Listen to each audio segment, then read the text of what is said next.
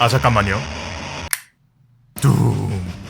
그래요, 그냥 둡시다. 사실 두 개를 따로 빼고 볼 수가 없으니까요. 강렬한 메탈 음악, 오버테크 중세시대, 고어한 표현, 잊고 있던 꽃가루까지 신경 쓰던 인간미 넘치는 둠가이의 뉴비 시절. 오늘 리뷰할 게임은 둠 더 다크 에이지입니다. 저는 얼마 전부터 H2 인터랙티브에서 리뷰키를 제공받고 다크 에이지를 플레이하고 있었어요. 일단 게임의 감성은 여전합니다. 스토리를 본다기보다는 연출을 본다는 게 적절할 정도로 플레이에 치중된 스타일이요. 시작은 둠가이가 메이커 교단에 조종당하는 상태로 시작하는데 시작한 지 1시간이 채 되지도 않아 구속구를 박살내려들죠. 근데 한 번은 참더라고요.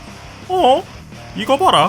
그래도 악마는 계속 잡을 수 있게 해주나 본데 나쁘지 않은데. 근데 악마한테 습격당하는 인간을 두고 17.4초 정도 고민하는 모습을 보자마자 바로 금쪽이 모드에 돌입해 뛰쳐나가죠. 이 게임에서 둠가이가 말하는 장면은 딱 하나인데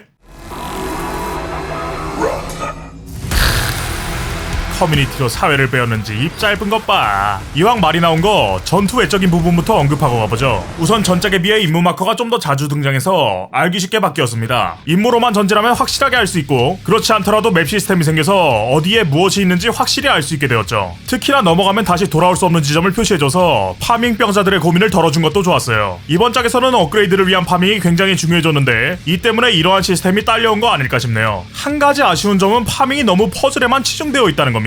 가끔은 내가 둔가인지 네이선 드레이크인지 헷갈릴 정도예요. 영구적 능력치를 제공하는 리더 몬스터가 있기는 하지만 업그레이드 소재는 대부분 퍼즐에 의존하거든요. 다른 게임이라면 오히려 쌍수 들고 환영할 요소겠지만 극단적으로 액션에 치중된 게임에서 액션 없는 파밍이 메인보다 더 오래 걸릴 때도 많으니 굉장히 이질감이 크더라고요. 아쉬운 점이라기보다는 미흡한 점도 있어요. 맵으로는 뚫려있는 것처럼 보이는데 직접 가보면 관문이 가로막고 있는 상황이 자주 발생하기도 하고 다시 돌아올 수 없는 지점이 그 지점의 직전에 가서야 표시돼서 도파민에 미쳐 돌진하는 둔가이의 가속도 이에 다음 지역으로 질주한다거나 하는 것들 말이에요. 아무튼 이제 전투로 넘어가면 여전히 플레이는 위험 속으로 뛰어들어야 생존 확률이 늘어나는 형식을 취하고 있습니다. 적진 한가운데로 뛰어들면서 내 앞에 들이대진 게 죽음인지 위험인지를 잘 가늠해야 하는 게임이죠. 둠 이터널 때도 이건 마찬가지였지만 다크 에이지에서는 이게 더욱더 중요한 척도가 되어버렸는데 2단 점프도 회피도 사라졌기 때문이에요. 대신 생긴 게 하나 있다면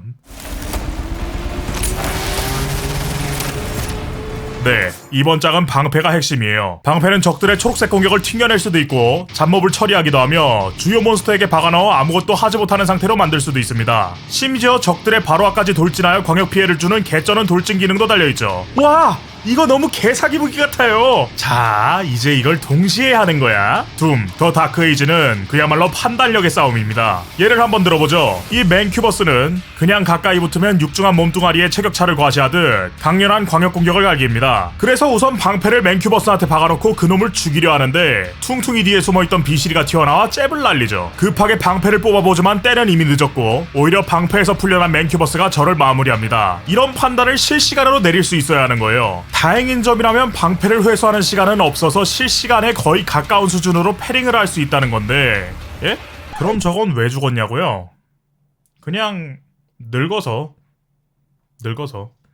특히나 주의해야 할 점은 방패로 초록색 공격이 아닌 다른 공격을 가드하면 순식간에 방패가 박살난다는 점이에요. 이동하는 방패와 관련된 모든 기술이 봉인되니 말 그대로 회피 없이 이 끔찍한 상황을 넘겨야 하죠. 이런 리스크가 달린 이유는 패링의 성능에 있습니다. 패링은 타이밍도 겁나 널널하고 적들의 연속 공격을 모두 쳐내면 일시적으로 그로기 상태가 되거든요. 특히 이 그로기는 시간이 지나면 지날수록 소중해지는데 둠가이가 느려졌기 때문이에요. 둠 이터널을 했을 때는 각 몬스터에 맞는 무기를 실시간으로 꺼내가며 대응해야 했습니다. 이번 게임도 그 결은 비슷해요. 잡몹을 쓸어버리는 무기도 있고 에너지 방패에 쏘면 폭발하는 무기도 있고 상황에 맞는 교체가 필요하죠. 하지만 무기를 바꾸는 속도가 무슨 계산대 앞에서 노인네 마냥 느려진 게 문제예요. 때문에 정말 필요할 때만 무기를 바꿨다가 다시 돌아오고 대부분의 전투에 슈퍼샷건이나 체인샷 같이 범용성이 뛰어난 무기만 들게 됩니다. 한마디로 말하자면 나는 무기를 바꿔가면서 플레이하고 싶은데 느린 교체 속도가 그 발목을 잡아 끌고 있는 느낌이죠. 무기의 교체 속도가 느리면 어떻게 대처해야 하냐? 결국 방패입니다. 방패 돌진과 부메랑에는 잡몹을 갈아버리는 광역들이 붙어있고 주요 몬스터를 잡을 때는 방패로 경직을 넣으면서 안전을 확보하는 형식이죠. 이렇게 상시로 들려있는 방패에 수많은 기능이 달려있는데 무기까지 이리저리 교체해야 하면 과부하가 올 거라 생각한 게 아닐까 싶어요. 이해는 가지만 아쉽긴 합니다. 이리저리 무기를 교체해가며 순간적인 상황에 대처해야 되는 게임은 그리 많지 않으니까요. 또 플레이를 다채롭게 하려는 의도였는지 사이버펑크 드래곤과 거대 로봇으로 진행하는 챕터가 몇 개 추가되었는데 연출상으로는 굉장히 뽕맛 차는 연출이긴 하지만 플레이는 너무 단조로워서 아쉽더라고요. 하지만 가장 아쉬운 건 글로리킬이 사라졌다는 거예요. 둠 이터널은 각 몬스터의 특성에 맞춘 다량의 글로리킬 모션이 있었고 그걸 감상하는 건 굉장히 즐거운 일이었는데 이번 작에서는 처형이라는 이름으로 바뀌었으며 몇몇 몬스터를 제외하면 단순히 어느 위치에서 키를 누르느냐에 따라 비슷한 처형 동작을 보여줄 뿐이죠. 이건 굉장히 안타까운 일이에요. 인터뷰에 의하면 이번 작에 몬스터가 많아져서 각 적마다 애니메이션을 띄우면 너무 지루할 거라 생각했기 때문이라는데 적어도 리더킬에서라도 다채로운 처형 모션을 보여줬으면 좋았을 것 같네요. 모든 리더킬에서 동일한 동작을 보여주는 건 굉장히 지루한 일이거든요. 결과적으로 둠, 더 다크에이지는 방패로 인해 플레이 스타일이 확 변했지만 속도감이나 글로리킬 등 변해서 아쉬운 요소도 존재했습니다. 개인적으로는 무기 전환 속도가 가장 아쉬워요. 다채로운 무기를 순간적으로 꺼내 대처하는 맛은 이 게임에서 느낄 수 있는 가장 즐거운 요소였는데 말이에요.